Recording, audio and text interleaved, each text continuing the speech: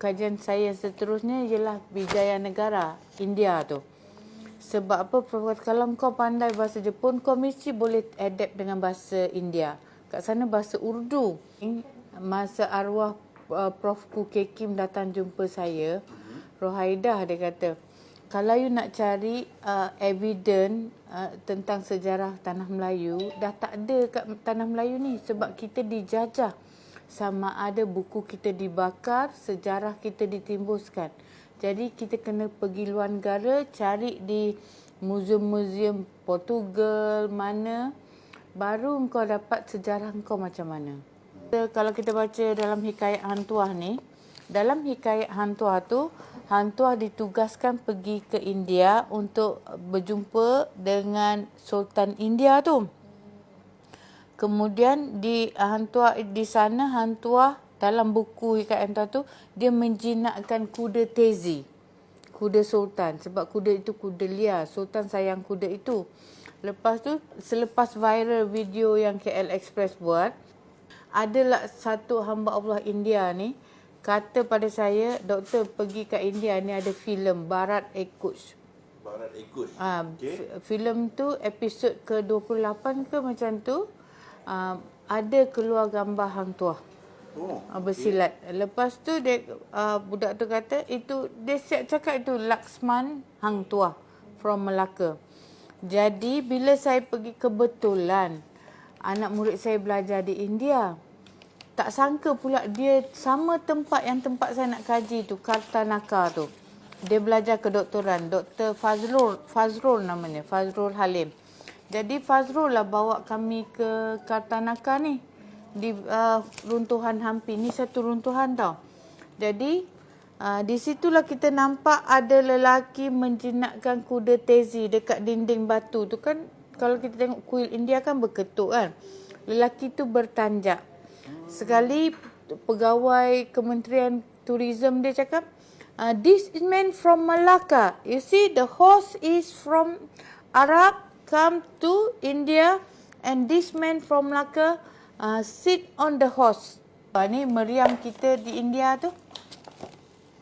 Di situ ada istana Sultan yang dah muram tau. Istana Sultan tu, Sultan India ni, dia dulu Muslim.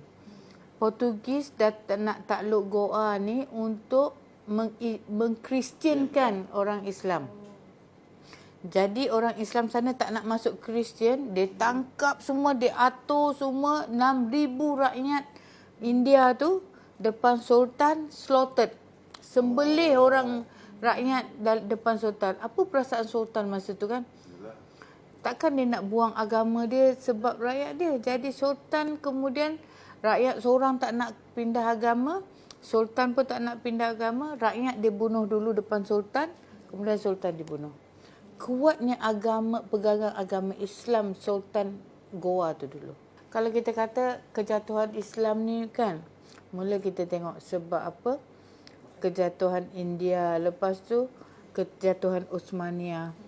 Semua berlaku. Lepas tu dalam buku ini, buku Wijayanagara ni, satu advantage, saya bukan nak menjual buku, saya mensertakan buku Alfonso de Albuquerque di belakang ni. Macam mana Albuquerque tangkap menakluk Melaka. Kehebatan Melaka semua Alfonso ceritakan. Ada banyak senjata di Melaka. Dia dia menahan kota Melaka ini subuh. Kenapa subuh? Sebab di subuh hari Sultan menjadi imam bagi solat subuh pada tenteranya. Yang jaga tempat simpan senjata semua orang Islam. The mosque dia kata. Orang Islam jaga tempat simpan senjata. Jadi bila mereka sembahyang berjemaah, tempat simpan senjata mesti tak ada orang jaga kan. Jadi nak hubung antara masjid dengan tempat simpan senjata adalah jambatan. Dia runtuh, dia bom jambatan, tak dapatlah Sultan nak pergi ambil senjata. Jadi dia orang berlawan dengan keris, dengan pedang yang ada di pinggang ajalah. Itu yang dia orang kata sejarah orang Melayu lawan keris dengan tu, macam mana nak lawan. Tapi sebab apa? Sebenarnya Yang dia takluk ketika itu adalah kali kedua. Yang pertama berlawan orang Al-Buqa dah surrender. Kenapa surrender? Sebab meriam kita canggih. Pemegang dia kiri dan kanan. Jadi dia kalah sebab apa? Kita dah lah orang Melayu ni laju kejar dia. Sultan sendiri turun dari istana membantu dengan tentera bergajah. Jadi kita ada gajah lah untuk berlawan masa itu. Jadi bukan calang-calang. Dalam buku Alfonso ni, sepatutnya Alfonso tu tawan Mekah pada tahun tapi sebab pada 1509 Lopez de Esquerra masa dia nak serang Melaka kali pertama itu, dia tewas. Jadi dia ditahan, 19 orang dia ditawan. Lepas tu berutus surat dengan dia Alfonso de Albuquerque lah, dengan dia punya sultan armada tentera dia nak sebarkan agama Kristian. Jadi bila Sultan Mansur Shah tahan dia, Sultan kata sebelum Sultan Mahmud Shah tahan dia kata, kau nak sebarkan agama Kristian, kau masuk Islam dulu.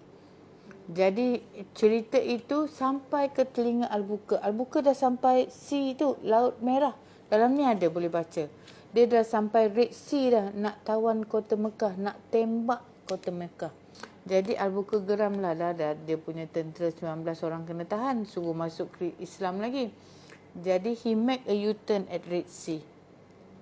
Dah sampai dah kat Laut Merah tu, tinggal nak bom kota Mekah je. Jadi sama ada Allah dah takdirkan Melaka jatuh sebab nak selamatkan kota suci orang Islam.